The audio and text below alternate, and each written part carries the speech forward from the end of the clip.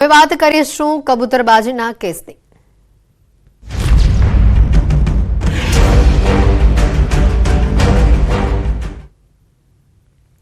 France કબૂતરબાજીના કેસમાં કેટલાક મોટા ખુલાસા થયા છે। ગેરકાયદે અમેરિકામાં ઘૂસણખોરીના પ્રકરણમાં મોટા ખુલાસા સામે આવી રહ્યા છે।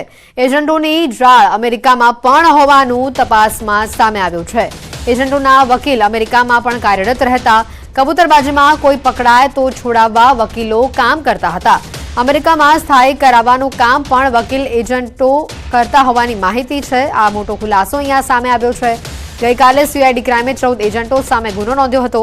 અમેરિકામાં ગેરકાયદે પ્રવેશ કરાવવા મુદ્દે ફરિયાદ દાખલ કરવામાં આવી હતી। કાવતરું ઘડવા, પુરાવાનો નાશ કરવાનો પણ ગુનો અહીંયા દાખલ કરવામાં આવ્યો છે। કબૂતરબાજીની કલમ હેઠળ પણ ગુનો દાખલ કરાયો છે। સીઆઈડી ક્રાઇમે જગ્ગી પાજી, કિરણ પટેલ, મુંબઈના રાજુ એજન્ટ, કલોકના ચંદ્રેશ પટેલ, દિલ્હીના જોગિંદરસિંહ માનસી, સલીમ, દુબઈના શેમ પાજી, ભાર્ગવ દરજી, કલોલના સંદીપ પટેલ, મુંબઈના રાજુ રાજાભાઈ, કલોલના પિયુષ બારોટ, અર્પિત ઉર્ફ માઇકલ ઝાલા, વલસાડના જયેશ પટેલ સામે ગુનો દાખલ કરવામાં આવ્યો છે। માનવ તસ્કરીની શંકાએ તાજેતરમાં ફ્રાન્સના હવાઈ મથકે એક વિમાનને રોકી દેવામાં આવ્યું હતું અને આ જ વિમાનમાં 300થી વધુ ભારતીય સવાર હતા। તપાસમાં ખુલ્યું છે કે ધી ચાર્ટર્ડ એરવેઝ A340 નામનું આ વિમાન યુએઈથી ઉડાન ભરીને નિકારાગુઆ જઈ રહ્યું હતું। આ વિમાન ફ્રાન્સમાં ઈંધણ પુરાવા રોકાયું હતું અને તેમાં માનવ તસ્કરીની શંકાએ તેને રોકી દેવામાં આવ્યું। જો કે ફ્રાન્સની તપાસમાં કોઈ શંકાસ્પદ ન જણાતા તેને રવાના કરી દેવામાં આવ્યું હતું।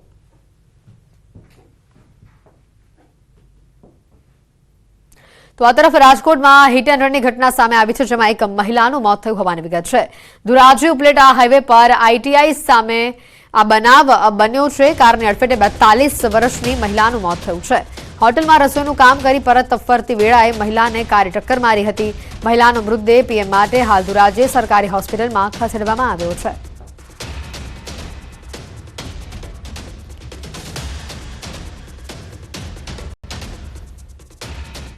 અમરેલીમાં રોડ અકસ્માતમાં સિંહણ ઘાયલ થઈ છે। બગસરાના મુજાસર ગામ નજીક આ બનાવ બન્યો છે। રોડ પાર કરતી સિંહણને કારે ટક્કર મારી।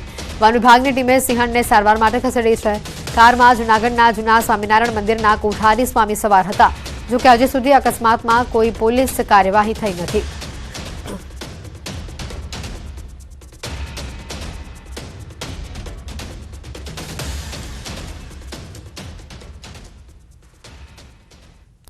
લગ્ન નોંધણી કાયદામાં ફેરફાર કરવાની માંગ કરાઈ છે। રમણભાઈ વોરાની માંગને અન્ય ધારાસભ્યનું સમર્થન સામે આવ્યું છે। સુરતના વરાછા રોડ બેઠકના ધારાસભ્ય કુમાર કાનાણીએ પણ સમર્થન જાહેર કર્યું છે। રમણભાઈની માંગ સાથે હું સહમત હોવાનું કાનાણીએ વાત કહી છે। લગ્ન નોંધણી કાયદામાં ફેરફાર કરવો જોઈએ। લગ્ન કરનાર દીકરી અને એના પરિવારજનો સાથે થતી છેતરપિંડી અટકાવવાના હેતુથી ઈડરના ધારાસભ્ય રમણભાઈ વોરાએ અગાઉ મુખ્યમંત્રીને પત્ર લખ્યો હતો, જેમાં લગ્નના કાયદામાં ફેરફારની માંગ કરી હતી। રમણભાઈએ માંગ કરી હતી કે લગ્ન નોંધણીમાં પિતાની સહી ફરજિયાત કરવામાં આવે।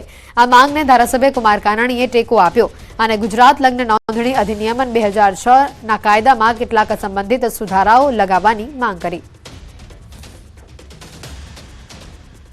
મા બાપની સંમતિ ફરજિયાત કરવાની જે માગણી કરી છે એ ખૂબ જ વ્યાજબી માગણી છે અને સમયની માંગ છે। તો આ માટે ખૂબ જ જરૂરી છે કાયદામાં ફેરફાર કરવો। રમણભાઈ વોરા સાહેબે જે માગણી કરી છે એ વાત સાથે હું બિલકુલ સહમત છું અને સરકારે આમાં ગંભીરતાપૂર્વક આગળ વધીને લગ્ન નોંધણી માટેના કાયદાઓમાં ફેરફાર કરે એવી જે માગણી કરી છે એ સાથે હું સહમત છું અને હું એમને સમર્થન આપું છું। વાઇબ્રન્ટ સમિટના સમાપન સમારોહનો ધમધમાટ ચાલી રહ્યો છે। અમિત શાહની ઉપસ્થિતિમાં સમાપન સમારોહ યોજાશે। સમાપન સમારોહમાં અમિત શાહ અને સીએમ હાજર રહેવાના છે। વાઇબ્રન્ટ ગુજરાત ગ્લોબલ સમિટનો આજે અંતિમ દિવસ છે। ગ્રીન હાઇડ્રોજન પર ઉર્જા મંત્રીની ઉપસ્થિતિમાં સેમિનાર યોજાશે। તારીખ 10 થી 12 જાન્યુઆરી 2024 દરમિયાન વાઇબ્રન્ટ ગુજરાત ગ્લોબલ સમિટનું આયોજન કરવામાં આવ્યું છે, જેમાં gateway to the future theme પર આયોજન કરવામાં આવ્યું છે। દેશ વિદેશના રાષ્ટ્રપતિઓ, બિઝનેસમેનો આ ગુજરાત ખાતે વાઇબ્રન્ટ સમિટમાં પધાર્યા છે। આજે વાઇબ્રન્ટ ગુજરાત સમિટનો અંતિમ દિવસ છે અને તેમાં કેન્દ્રીય ગૃહમંત્રી અમિત શાહ તથા મુખ્યમંત્રી ભૂપેન્દ્ર પટેલ સમાપન સમારોહમાં હાજર રહેશે।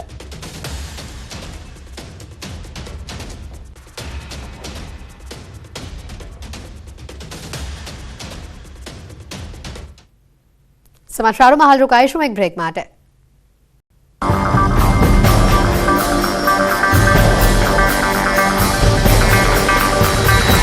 આવો અરુણ સાહેબ એક જામખંભાળિયાના ડાયરામાં ફરી થયો રૂપિયાનો વરસાદ. સંગીત પ્રેમીઓએ ઉછાળી ચલણી નોટો. પ્રસંગ હતો આઈ સોનલમાનો. દ્વારકાના ખંભાળિયામાં સોનલધામમાં યોજાયેલા ડાયરામાં લોકોએ ખોબલે રૂપિયા ઉડાડ્યા હતા. કલાકાર વિજય ગઢવીના ડાયરામાં ચલણી નોટોનો રીતસરનો વરસાદ થયો હતો.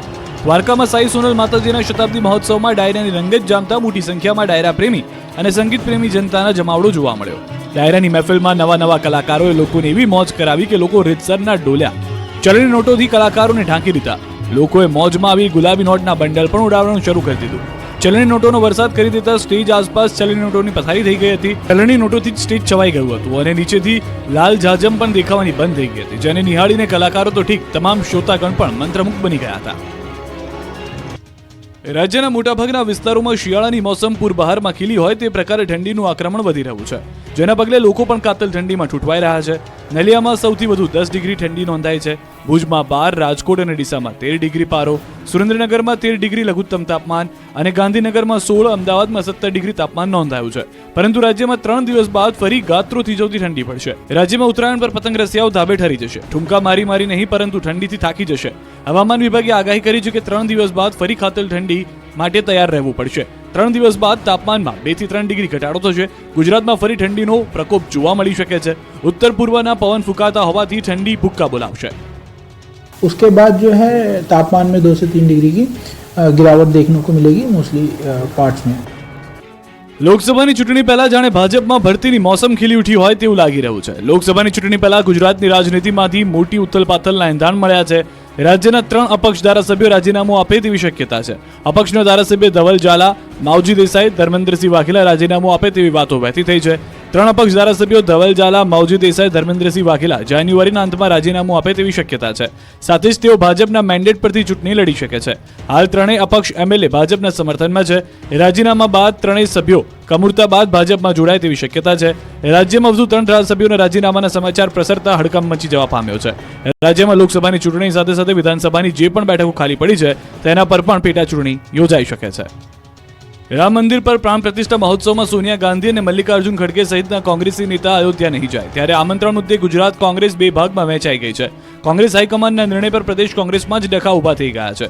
જે અંગે પ્રદેશ કોંગ્રેસ પ્રમુખ શક્તિસિંહ ગોહિલે નિવેદન આપ્યું. તેમણે કહ્યું કે મંદિરનું કામ પૂર્ણ નથી થયું, પ્રતિષ્ઠા ન થઈ શકે, ભાજપના કાર્યક્રમમાં ન જઈ શકાય, શ્રીરામના દર્શન માટે આમંત્રણની જરૂર નથી, વગર આમંત્રણે અમે મંદિરોમાં જતા હોઈએ છીએ.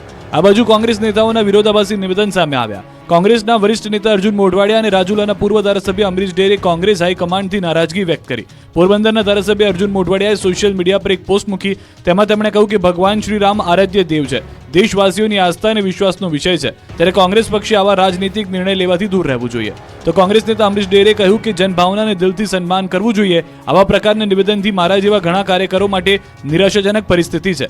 પાટણના એમએલએ કિરીટ પટેલે પણ નારાજગી વ્યક્ત કરી કહ્યું કે રામ ભાજપ કે કોંગ્રેસના નહીં પરંતુ સર્વ સમાજના છે.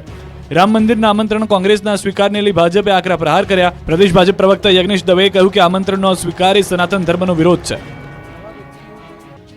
ગાંધીનગરમાં વાયબ્રન્ટ ગુજરાત ગ્લોબલ સમિટનો બીજો દિવસ. બીજા દિવસે